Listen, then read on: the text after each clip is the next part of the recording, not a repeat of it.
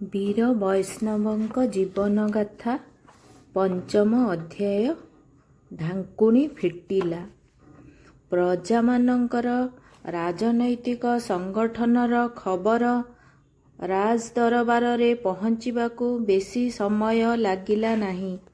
ରାଜ୍ୟର ଚାରିଆଡ଼େ ସଭା ସମିତି ହେଉଥିବାର ଖବର ମିଳୁଥିଲା। ପ୍ରଜାମଣ୍ଡଳରେ ଶହ ଶହ ସ୍ୱେଚ୍ଛାସେବୀ ଯୋଗଦେଇ ଆତ୍ମତ୍ୟାଗ କରିବା ପାଇଁ ସଂକଳ୍ପବଦ୍ଧ ବୋଲି ମଧ୍ୟ ସୂଚନା ମିଳିଲା। ଏଭଳି ଜନଜାଗରଣକୁ ଦୃଢ଼ ହସ୍ତରେ ଦମନ କରିବା ଠିକ୍ ହେବ ନାହିଁ ବୋଲି ବିଚାର କରି ଦରବାର ତାଙ୍କ ତରଫରୁ ସଭା ସମିତି କରି ପ୍ରଜାମାନଙ୍କୁ ଆୟତ୍ତ କରିବା ପାଇଁ ଉଦ୍ୟମ କଲେ। ରାଜନବରର ଏକ ସଭାରେ ଲୋକମାନଙ୍କର ଆପତ୍ତି ଅଭିଯୋଗ ଶୁଣିବା ପାଇଁ ଗୋଟିଏ ତଦନ୍ତ କମିଟି ବସିବା କଥା ଘୋଷଣା କଲେ। ପାନ ଲାଇସେନ୍ସ କୋହଳ ହେଲା। ରାଜ୍ୟ ବାହାରର ଖବରକାଗଜ ପଢ଼ିବା ଉପରୁ କଟକଣା ଉଠାଇ ନିଆଗଲା। ଲୋକେ କିନ୍ତୁ ଏ ତଦନ୍ତ କମିଟି ଘୋଷଣାକୁ ଗୁରୁତ୍ୱ ଦେଲେ ନାହିଁ। ଦରବାର ରାଜନବର ବାହାରେ ସଭା ସମିତି କରିବାରେ ମନ ଦେଲେ। 1938 ମସିହା ଅଗଷ୍ଟ ମାସ 7 ତାରିଖରେ ମୋଟଙ୍ଗା ଥାନା ପଡ଼ିଆରେ ଅପରାହ୍ନ 4ଟା ବେଳେ ଦରବାର ତରଫରୁ ଗୋଟିଏ ସଭାର ଆୟୋଜନ ହୋଇଥିଲା। ରାଜାଙ୍କ ସହିତ ରାଣୀ, ରାଜଭ୍ରାତା, ଦେୱାନ ଏବଂ ବଡ଼ ବଡ଼ ଅଫିସରମାନେ ଉପସ୍ଥିତ ଥିଲେ। ପରଜଙ୍ଗ ପଳାଶୁଣୀ ଅଞ୍ଚଳରୁ ବହୁ ସଂଖ୍ୟାରେ ପ୍ରଜା ଆସିବା ପାଇଁ ପିଆଦା, ଚପରାସୀ ଓ ଚୌକିଦାର ପ୍ରଭୃତି ଗାଁମାନଙ୍କୁ ଯାଇ ଡେଙ୍ଗୁରା ଦେଇଥିଲେ। ପ୍ରଚାରପତ୍ର ମଧ୍ୟ ବଣ୍ଟା ହୋଇଥିଲା।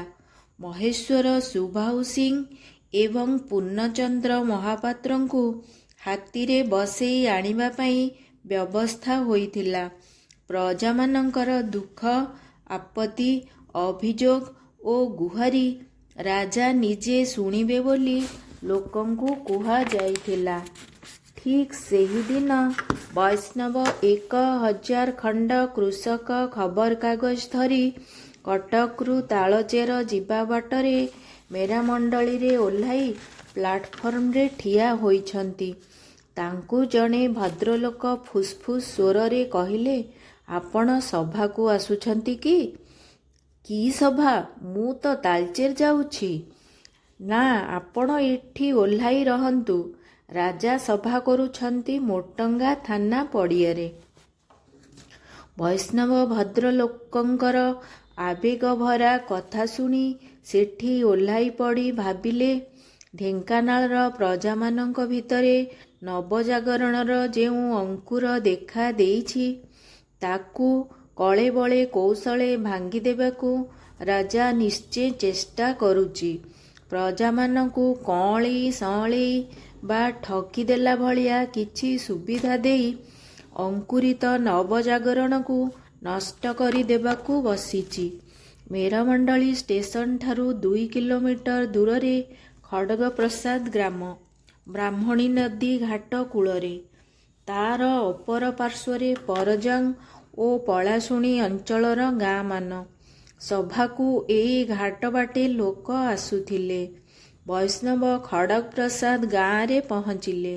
ସେଠାରୁ ରାମଚନ୍ଦ୍ର ପଣ୍ଡାଙ୍କଠାରୁ ଖଣ୍ଡେ ପ୍ରଚାରପତ୍ର ସଂଗ୍ରହ କଲେ। ସଭା ହେବା କଥା ଓ ରାଜାରାଣୀ ଲୋକଙ୍କ ଗୁହାରି ଶୁଣିବା କଥା ସେଥିରେ ଲେଖା ଥିଲା। ବୈଷ୍ଣବ ଗ୍ରାମ ମୁଣ୍ଡରେ ନଦୀ ପାର ହୋଇ ଆସୁଥିବା ଦଳ ଦଳ ଲୋକଙ୍କୁ ଭେଟିଲେ। ରାଜାରାଣୀଙ୍କୁ ଭେଟି କୋଉ ଅସୁବିଧା କଥା କହିବେ ବୋଲି ଲୋକମାନଙ୍କୁ ପଚାରିବାରେ ସେମାନେ କିଛି କହିପାରିଲେ ନାହିଁ। ଏହି ସୁଯୋଗରେ ବୈଷ୍ଣବ ସେମାନଙ୍କ କାନରେ କହିଲେ, ରାଜା ପଚାରିଲେ ତୁମେମାନେ କହିବ ଯେ ହଠାତ୍ ଆମେ ଆମର ଅସୁବିଧା କଥା କହିପାରୁନାହୁଁ।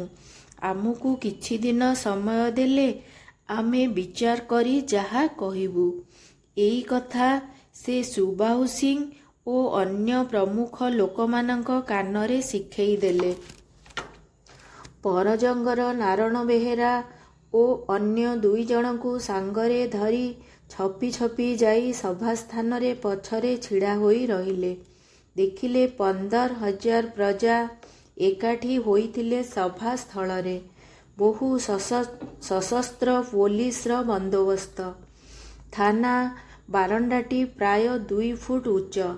ମହା ଜାକଜମକରେ ଏହା ପେଣ୍ଡାଲ ପରି ସଜା ହୋଇଛି।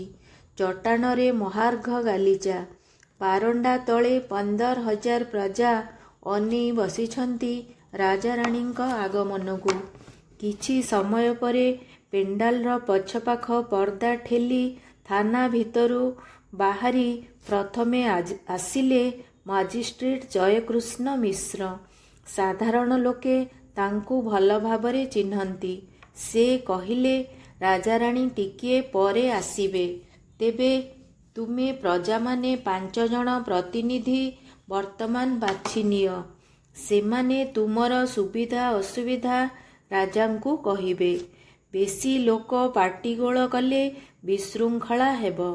ଜୟବାବୁଙ୍କର ଏହି କଥା ଶୁଣି ସଭାରୁ ଚାରିଆଡ଼ୁ ଚାପା ମର୍ମର ଶବ୍ଦ ଉଠିଲା।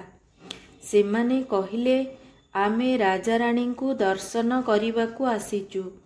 ତା ଛଡ଼ା ଆମର ସୁବିଧା ନିମନ୍ତେ ରାଜା ହଜୁର କ'ଣ ଘୋଷଣା କରିବେ ତାହା ଶୁଣିବାକୁ ଆସିଛୁ।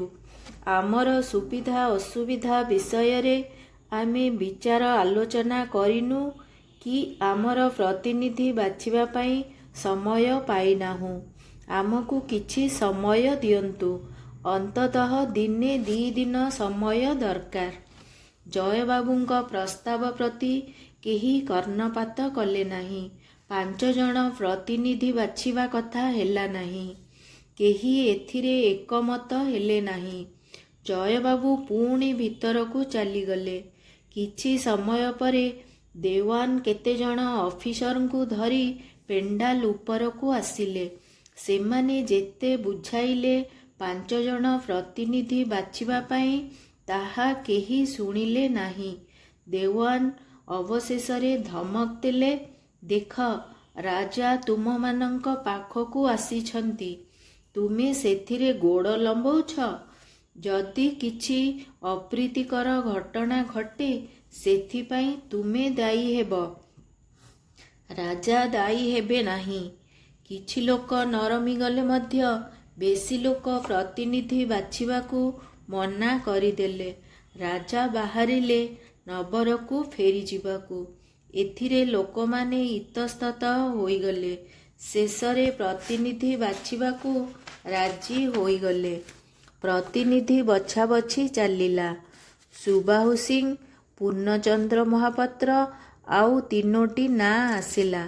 ତା ସଙ୍ଗେ ସଙ୍ଗେ ବୈଷ୍ଣବଙ୍କ ସହଯୋଗୀ ନାରଣ ବେହେରା ବାହାରି ପଡ଼ି କହିଲେ, ହଜୁର, ଏ 5 ଜଣ ଯଦି ଭୁଲରେ ଆମର କିଛି ଅଭାବ ଅସୁବିଧା ନ କହି ଛାଡ଼ିଯିବେ, ତେବେ ଆମକୁ 1-2 ଜଣ କହିବାକୁ ସୁଯୋଗ ମିଳୁ।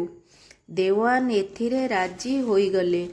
ରାଜାରାଣୀ ଆସିଲେ ପେଣ୍ଡାଲ ଉପରକୁ। ଦାମୀ ଚେୟାର ପଡ଼ିଥିଲା ତାଙ୍କ ପାଇଁ। 3 ସାହେବ, ଦେୱାନ ଓ ଜୟକୃଷ୍ଣବାବୁ ତାଙ୍କ ପଛେ ପଛେ। ସେମାନେ ବସିଲେ। ଗାର୍ଡମାନେ ପଛପଟେ। 30-40 ପୋଲିସ ବନ୍ଧୁକ ଧରି ସଭା ଚାରିପାଖେ ଘେରିଗଲେ। ଚାରିଆଡ଼େ ନୀରବତା ଛାଇ ହୋଇଗଲା। ଏହାପରେ ରାଜା ଦୁଃଖରେ ଭାଙ୍ଗି ପଡ଼ିଲା ପରି କହିଲେ, ପ୍ରଜାମାନଙ୍କର ଦୁଃଖ ଆପତ୍ତି ଦୂର କରିବା ମୋର କର୍ତ୍ତବ୍ୟ। ସେଥିପାଇଁ ମୁଁ ଆଜି ଆସିଛି। ନିର୍ଭୟରେ ଏବେ ତମର ଅଭାବ ଅସୁବିଧା କଥା କୁହ, ମୁଁ ତାହା ପୂରଣ କରିବି। ପ୍ରଥମେ ଉଠିଲେ ପ୍ରତିନିଧି ପଣ୍ଡିତିଆ ପୂର୍ଣ୍ଣ ମହାପାତ୍ର। ସେ 3ଟି ଅଭାବ ଅସୁବିଧା କଥା କହିଲେ। ସେଗୁଡ଼ିକ ହେଲା ସ୍ୱାସ୍ଥ୍ୟ, ବିଭବ ଏବଂ ଜ୍ଞାନ। ଏ 3ଟିର ପ୍ରାପ୍ତି ପାଇଁ ପ୍ରତିକାର ହେଉ। Health, wealth and wisdom. ତାପରେ ଉଠିଲେ ଜନତାର ପ୍ରକୃତ ନେତା ସୁବାହୁ ସିଂ। ସେ ମରୁଡ଼ି ଏବଂ ଜଳାଭାବ, ଗରିବ ପ୍ରଜା ଓ ଦିନ ମଜୁରିଆଙ୍କ ଭୋକ ଉପାସ କଥା କହିବା ସହିତ ବନ୍ଧ, ପୋଖରୀ, କେନାଲ ଖୋଳାଇବା ପାଇଁ ପ୍ରସ୍ତାବ ଦେଲେ। ରାଜା ଖମାରରୁ ପ୍ରଜାଙ୍କୁ ଧାନ ଦେବା ପାଇଁ ପ୍ରାର୍ଥନା ମଧ୍ୟ କଲେ। ରାଜା ସଙ୍ଗେ ସଙ୍ଗେ ଖମାରିଆକୁ ଆଦେଶ ଦେଲେ ଧାନ ଋଣ ଦବାକୁ। ଇଞ୍ଜିନିୟରଙ୍କୁ ଆଦେଶ କଲେ ବନ୍ଧ, ପୋଖରୀ ଖୋଳାଇବା ପାଇଁ। ଆଉ ସେ ମଧ୍ୟ ଫରେଷ୍ଟ କର୍ମଚାରୀମାନଙ୍କର ଅତ୍ୟାଚାର ଓ ପାନ ଲାଇସେନ୍ସ ପାଇଁ ଝିଅ ବୋହୂଙ୍କୁ ବେଇଜ୍ଜତ ହେବା କଥା ଉଠାଇଲେ। ରାଜା ଓ କର୍ମଚାରୀମାନଙ୍କର ଅତ୍ୟାଚାର କଥା ମଧ୍ୟ ସେ କହିଲେ। ରାଜା ସେ ସବୁ ଟିପି ନେଲେ। ଅନ୍ୟ 3 ଜଣ ପ୍ରତିନିଧି ସାମୂହିକ ସୁବିଧା ଅସୁବିଧା କଥା ନ କହି ନିଜ ନିଜର ସମସ୍ୟା ସମାଧାନ ପାଇଁ ଆପତ୍ତି ଜଣାଇଲେ। ଜଣେ କହିଲା, ମୋ ଭେଣ୍ଡା ପୁଅ ମୋତେ ଖାଇବାକୁ ଦେଉନାହିଁ। ଆଉ ଜଣେ କହିଲା, ମୋ ବିଲରେ ପାଣି ନାହିଁ, ଶୁଖିଲା ପଡ଼ିଛି। ତୃତୀୟ ଜଣକ କହିଲା, କାମ କରିବା ପାଇଁ ଆଉ ମୋର ବଳ ପାଉନାହିଁ। ସବୁର ପ୍ରତିକାର ହବ ବୋଲି ରାଜା ଆଶ୍ୱାସନା ଦେଲେ। ଶେଷରେ ପଚାରିଲେ, ଆଉ କାହାର କିଛି କହିବାର ଅଛି? ସଭାର ପଛରେ ଥାଇ ବୈଷ୍ଣବ ଠିଆ ହେଲେ ଓ ଠେଲିପେଲି ହୋଇ ଆଗକୁ ଗଲେ। ଜୟବାବୁ ରାଜାଙ୍କୁ କହିଲେ, ଇଏ ହେଉଛନ୍ତି ବୈଷ୍ଣବ ଚରଣ ପଟ୍ଟନାୟକ। ରାଜା ବିମର୍ଷ ଦିଶିଲେ। ହଠାତ୍ ଆକାଶରେ କଳା ବାଦଲ ମାଡ଼ିଗଲା ପରି ତାଙ୍କ ହର୍ଷୋତ୍ଫୁଲ୍ଲିତ ମୁହଁକୁ ବିଷାଦ ମାଡ଼ି ଆସିଲା।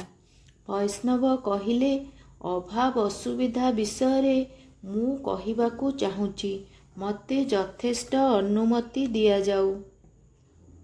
ରାଜା, ହଁ, ଅନୁମତି ଦିଆଯାଉଛି, କୁହ। ବୈଷ୍ଣବ, ମୁଁ ଯଥେଷ୍ଟ ଅନୁମତି ଚାହୁଁଛି। ରାଜା, ଯଥେଷ୍ଟ ଅନୁମତି ଦେଇଛି, କୁହ। ବୈଷ୍ଣବ, ନାଇଁ ଆଜ୍ଞା, ଯଥେଷ୍ଟ ଅନୁମତି ଦିଆଯାଇ ନାହିଁ। ମୁଁ ଯଥେଷ୍ଟ ଅନୁମତି ଚାହୁଁଛି। ରାଜା ଏଥର ରୁଷ୍ଟ ହୋଇ ପଚାରିଲେ, ଯଥେଷ୍ଟ ଅନୁମତି ମାନେ କ'ଣ? ବୈଷ୍ଣବ, ମୋର କହିବାର ଅଧିକାର ଅଛି। ମୁଁ ତାହା ଆପଣଙ୍କଠାରୁ ପାଇଛି କି? ଅଧିକାର? ହଁ, ଅଧିକାର, କହିବାର ଅଧିକାର। ମୁଁ ମୋ ପାଇଁ କେବଳ ମାଗୁନାହିଁ, ପ୍ରଜାମାନଙ୍କ ପାଇଁ ମାଗୁଛି। ଜୟବାବୁ ପଚାରିଲେ, ତୁମେ କ'ଣ ସିଭିଲ ଲିବର୍ଟି କଥା କହୁଛ, ଯାହା ଟ୍ରାଭୋଙ୍କର ରାଜ୍ୟରେ ଏବେ କୁହାଯାଉଛି?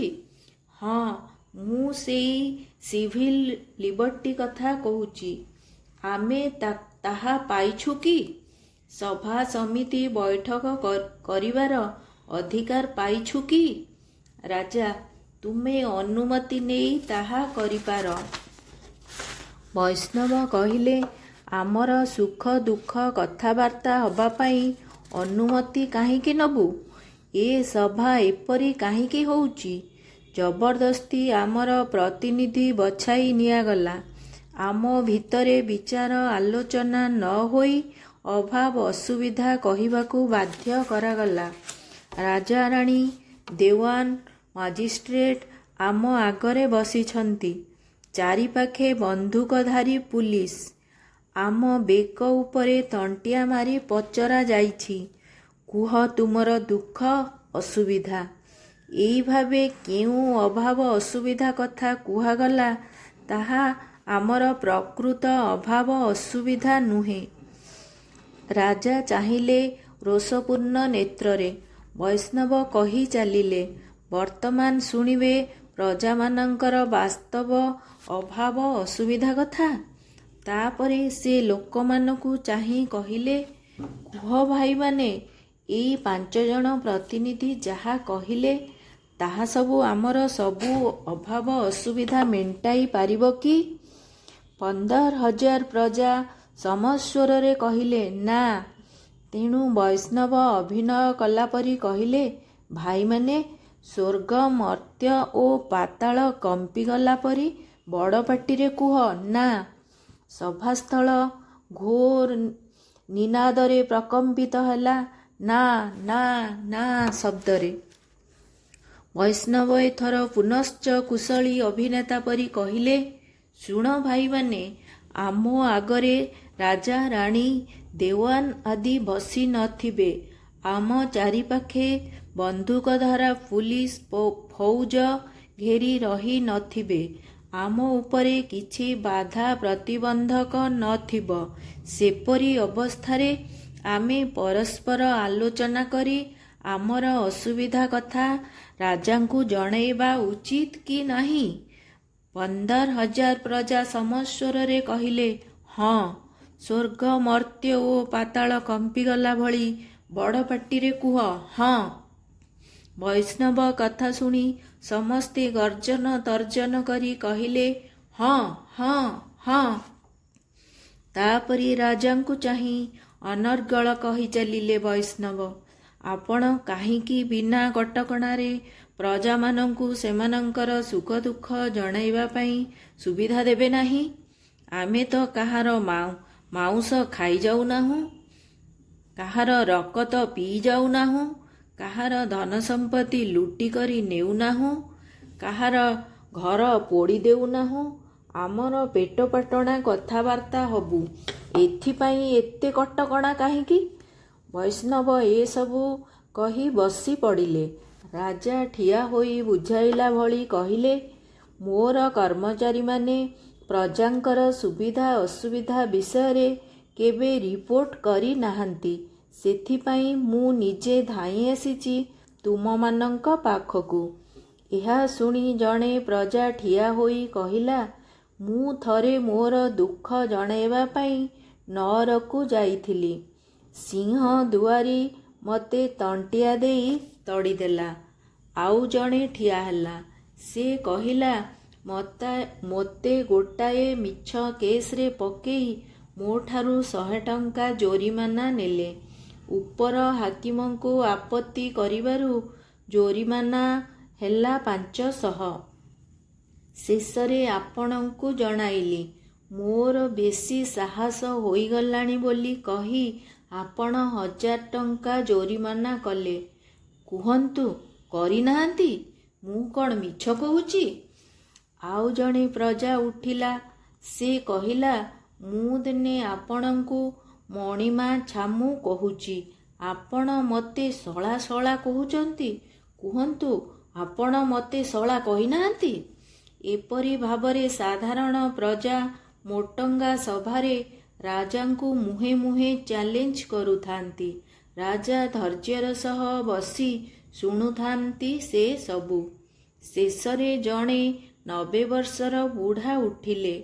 ଅଳ୍ପ କଥାରେ ରାଜାଙ୍କୁ ସେ ଯାହା କହିଲେ ତାହା ଲେଖି ହବ ନାହିଁ। ବୃଦ୍ଧଙ୍କ କଥା ସରିଲା ବେଳକୁ ସଭା ଚରମ ଅବସ୍ଥାକୁ ଆସି ଯାଇଥିଲା। ପିଲାଙ୍କର ବେଲୁନ୍ ଫୁଲି ଫୁଲି ଶେଷରେ ଯେଉଁ ଅବସ୍ଥାକୁ ଆସେ, ସଭାର ଅବସ୍ଥା ତାହା ହେଲା। ହଠାତ୍ ସଭାର ଚାରିଆଡ଼ୁ ତାଳି ବୃଷ୍ଟି ହେଲା। ଲୋକମାନେ ହୋ ହୋ ପାଟି କରି ଉଠି ପଡ଼ିଲେ। ଏଇ ପାଟିଗୋଳ ଭିତରେ ବୈଷ୍ଣବ ପଛ ପାଖକୁ ଖସି ଆସି ଲୋକ ଗହଳିରେ ମିଶିଗଲେ। ଆଉ ତାଙ୍କର ଟେର୍ ମିଳିଲା ନାହିଁ। ସନ୍ଧ୍ୟା ନଇଁ ଆସିଲା ମୋଟଙ୍ଗାର ଆକାଶରେ। ଲୋକମାନେ ଅଥୟ ହୋଇ ନିଜ ନିଜ ଗ୍ରାମକୁ ବାହୁଡ଼ିଲେ। ରାଜା ପାତ୍ର ମନ୍ତ୍ରୀ ଧରି ଥାନା ଭିତରକୁ ପଶିଗଲେ। ସୁବାହୁ ସିଂ ଓ ପୂର୍ଣ୍ଣ ମହାପାତ୍ରଙ୍କୁ ଥାନା ଭିତରକୁ ଡକାଗଲା। ସୁବାହୁ ସିଂଙ୍କର ପତା ମଧ୍ୟ ମିଳିଲା ନାହିଁ। ପୂର୍ଣ୍ଣ ମହାପାତ୍ରଙ୍କୁ ରାଜା ସାଙ୍ଗରେ ଧରି ଉଆସକୁ ଲେଉଟିଲେ। ବୈଷ୍ଣବ ଏବଂ ସୁବାହୁ ସିଂ ସନ୍ଧ୍ୟାର ଛାୟାନ୍ଧକାର ଭିତରେ ଲାଗି ପଡ଼ିଥିଲେ ଲୋକମାନଙ୍କୁ ଏକଜୁଟ କରିବା ପାଇଁ ଗାଁ ଆମ୍ବ ତୋଟାରେ। ରାତି ସାରା ସଭା ଚାଲିଲା। ଶ୍ରୀକାନ୍ତ ରାଉତ ନାମକ ଜଣେ ତେଜିଆନ ଯୁବକ ସେଦିନ ସଭାରେ ଉତ୍ତେଜନାମୟ ଭାଷଣ ଦେଇ ସମସ୍ତଙ୍କୁ ଚମତ୍କୃତ କରିଦେଲେ। ସଭାରେ ଆଲୋଚନା ପରେ ସ୍ଥିର ହେଲା, ଢେଙ୍କାନାଳ, ଅନୁଗୁଳ, ଦୋସମାଳିଠାରେ ଆସନ୍ତାକାଲିଠାରୁ ବୁଢ଼ାପଙ୍କ ଗ୍ରାମଠାରେ ଗୋଟିଏ ପ୍ରଜାମଣ୍ଡଳ ଅଫିସ ଖୋଲିବ। ସ୍ୱେଚ୍ଛାସେବକ ତାଲିମ ପାଇଁ ଗୋଟାଏ ଘର ତୋଳା ହେବ। ସେଥିପାଇଁ ଚାନ୍ଦା, ଭେଦା, କାଠ, ବାଉଁଶ କେଉଁଠୁ କିପରି ଆସିବ ତାହା ସ୍ଥିର ହୋଇଗଲା। ଟ୍ରେନିଂ କ୍ୟାମ୍ପର କ୍ୟାପ୍ଟେନ ହେଲେ ଶ୍ରୀକାନ୍ତ ରାଉତ। ଏଥିପାଇଁ ଗୋଟିଏ ପରିଚାଳନା କମିଟି ଗଠିତ ହେଲା। ଏ କାମ ଶେଷ ହେଲାବେଳକୁ ଅନ୍ଧାର ରାତି ଶେଷ ହୋଇ ଆସିଥିଲା। ସୂର୍ଯ୍ୟୋଦୟର ପୂର୍ବ ରାଗରେ ବିମଣ୍ଡିତ ଗଗନମଣ୍ଡଳ ଦିଶୁଥିଲା ଅନନ୍ୟ ସୁନ୍ଦର।